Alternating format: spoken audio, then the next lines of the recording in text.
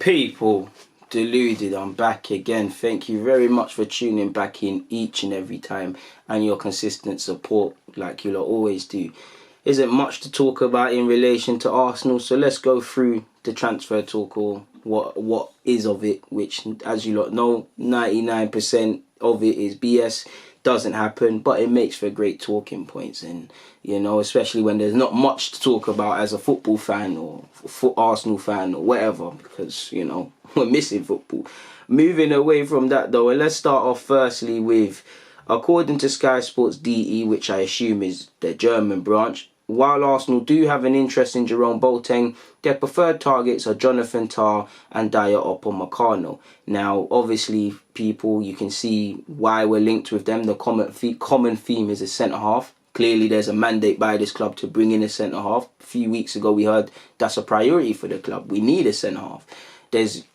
In fact, there is a case. Let's call a spade a spade. There is more quantity of centre halves in this club than there is quality. The ones that are playing well, David Luiz, Mustafi. If you was to bet your house on it and everything, that if we could say a year from now they're gonna be still playing to this level, I'm not sure many of you would be honest, if you're honest with yourselves, to bet that. And I'm the same. I am the same. We're looking at Saliba for next season for me to play a lot and get experience.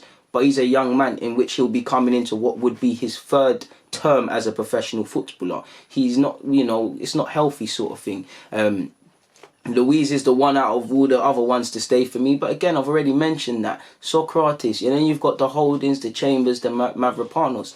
Now, Mavropanos really hasn't been given an opportunity at Arsenal. But then again, I must admit, as a fan, when he has played, might have seen why people have been reluctant to play him. Yes, he's been terrible with injuries, but he's a duck out of water. And that might be someone we loan out for a couple of years. We assess them when they get some significant game time under their belt, and we sell on for a profit, or they're integrated into the team to some degree. Holding, I believe in Holding. Since he's come back into the first team, he has been a shambles. Let's call a spade a spade. But let's not forget his level he was at before his injury. Considering we signed him for 2 million and he's not really progressed. I know he's really been a big part player at Arsenal, but he's not really progressed as much as a lot of us projected. And I still think he can get an England call-up if he develops. I still think he can have a big future here. But at the same time, I guess we have to be cruel to be kind. Considering we bought him for 2 million, he's become a Premier League player. Could you make 20 on him? A little 18 million profit or more? Do you get what I'm saying? Chambers, didn't he start against Chelsea under Arteta? I could be wrong and talking nonsense, but I think Chambers should be given a chance, obviously, to prove himself. And we've seen with Bellerin and Holding what the injury can do for you. It might take some time, but I think Chambers prior to that was showing everybody what he's on. So I think Chambers can be used, but equally there's a lot of decisions to be made. Even if I was to just assume that Saliba, new centre half, Luiz will be here, I would keep Holding. You're looking probably at 5 centre halves. I believe you need 5 centre halves minimum, really, 4 to 5. So that's good without talking about a new Donny. So we'll see what happens, man. In relation to Jerome Boateng, obviously the London lifestyle might be something that attracts him. The chance to make a success of himself in the Prem. Listen, he's won trophies. Is he Champions League winner? He must be being at Bayern Munich, and he's a World Cup winner. Dramatically a better player than he was at City. So to kind of shut people up, one last adventure to play for. I'm sure as a boy, if he didn't support Arsenal, he knew what going and what Arsenal was on. There's a chance to go and do that. Considering his age and all of these things, he probably would benefit our team, but I think we should pass on that. Jonathan Tah, he's probably not kicked on as much, but he's a decent target. He's strong and stuff like that. Would not mind him at all. Upamecano would not mind him at all. As you lot know, he's got a release clause, and we'll have to see how much transfers will be affected in relation to the corona thing. But you'd like to think Leipzig are going to be pushed to sell him for anything from 20 to just over 40 million, because he's got a deal until 2021. He's being circled about by Barca, Arsenal, just about any other team. Considering the corona thing, they might not get a decent fee, so we don't know how this is going to impact, so they might decide to just sell him now. They've got themselves in a difficult position. And speaking of Upamecano, moving on, and the Leipzig chief via German publication Kicker, he's more or less said that Upamecano needs to think carefully and speak with his chest what he wants to do. He said, "This is a far-reaching decision for a player. He should take his time with that. He has to be clear about exactly what he's going to do. how he sees his future. Maybe that has changed a bit as a result of the new situation. And Upamecano clearly is someone that will make great decisions, because he had the chance to go to Arsenal as a youth. For one reason, it didn't work. You've seen in recent weeks, it's come out that he could have went Man United, but he didn't go to Man United because he didn't want to stay at digs. He wanted to stay at, where it's sort of your on-campus sort of thing, like a football university thing, what other countries do. And he got that at Leipzig. So he clearly is surrounded by good people. I hope he still is. And he's able to make conscious decisions. And he's no idiot. He doesn't live in a bubble. He knows his work is being tracked by other clubs, his performances, and he's got people around him that might be telling him interest. We don't know the degree of... I do think clubs are genuinely interested, but being interested and fielding offers and actually putting offers on the table are a long process and do take a long time. And obviously he must be thinking to himself, I've developed here. Barcelona want me. PSG have been linked with me.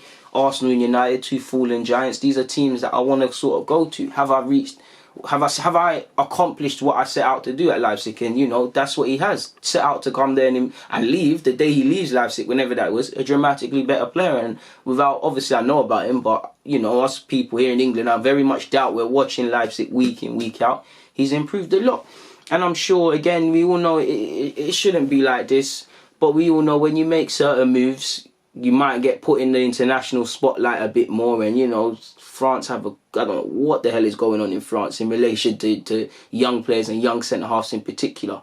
But I'm sure he wants a bit of that, because if you're looking at it, he must be believing he can get in there, as should Saliba, as should any other young centre-half. They should believe that they could break in, because they're all quality.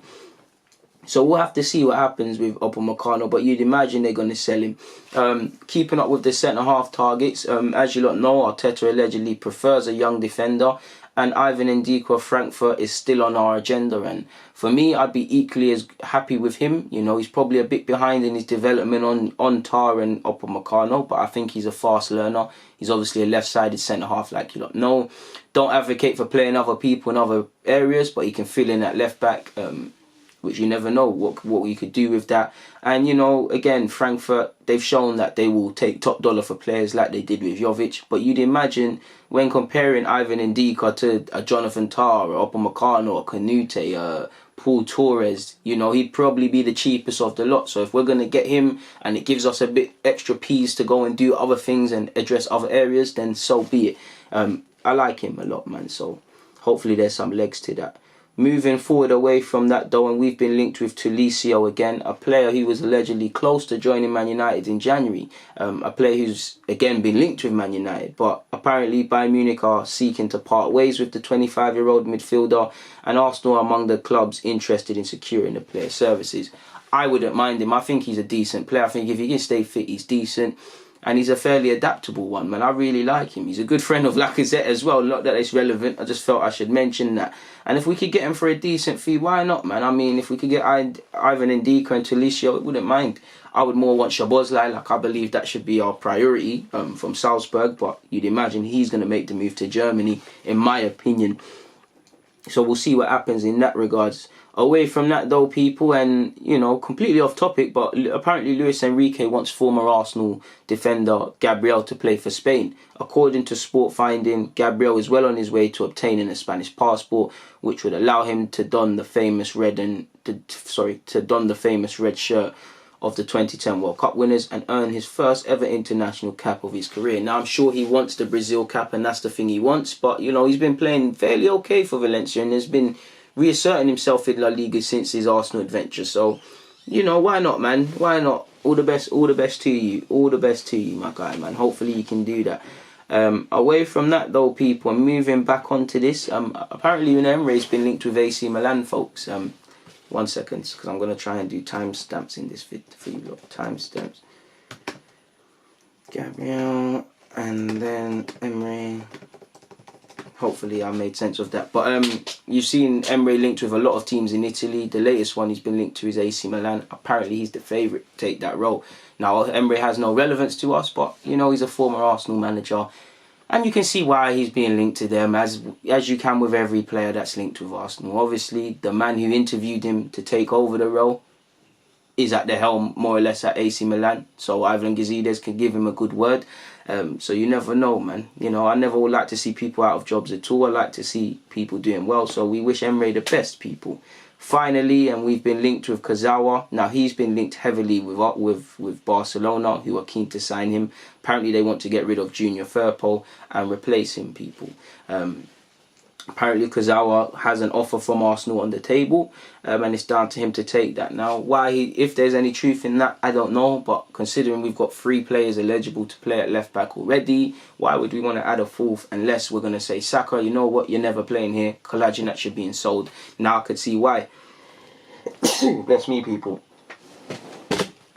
Apologies for knocking the camera. Apologies for sneezing as well. I'm cool, I ain't got no illness. But it is what it is in that regards, people. I don't think there's really anything else apart from finally César Gelabert, a player that's been linked with us as well as United and Barcelona now.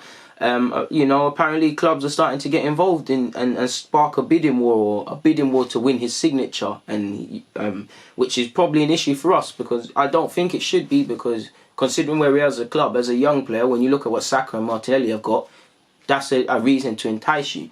But he's been linked with a whole bunch of clubs. He's described as someone with a future at Madrid. He's been someone on everyone's lips for a while.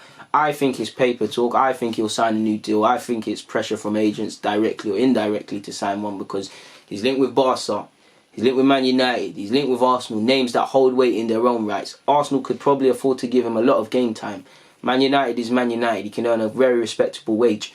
Barcelona is their rivals. If there is any truth in that, it shouldn't happen. He's been linked with Dortmund and Lyon as well.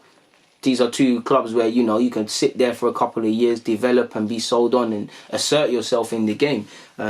So when you're linked with all these clubs and a team like Madrid runs the risk of losing you, it spells, let's try and get him to sign one. Now, that's what I think it is for the 19-year-old. But I don't know, man. Like I said, I know bits and bobs about him. I'm not watching him religiously. But we need to get some of these players. And if you can become a first-team player, great. If you can come here, go on a couple of loans and become, go from being a player that we can get for free to, a 20 million minimum player and we sell him, so be it, man. Because we have to make profit on a couple players, people like that, doing that sort of thing. So we'll have to see what happens in that regards. But for now, I'm going to get out of it. People, Deluded. It's always been a pleasure sitting and speaking with you lot. But until we meet again.